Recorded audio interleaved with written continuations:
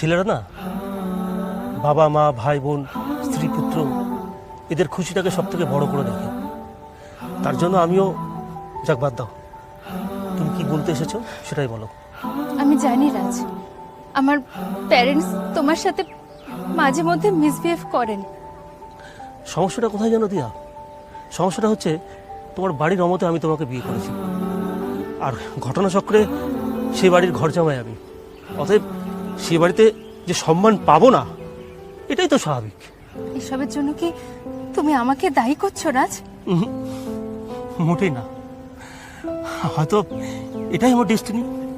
তবে এই অসম্মানিত হয়ে হয়ে না আমি আর এটাকে নিতে পারছি না, জানো তো। তাই আমি মনে হয় বেশি দিন আর। তুমি কি চাইছো তাহলে? ওকে, আন্ডারস্ট্যান্ড।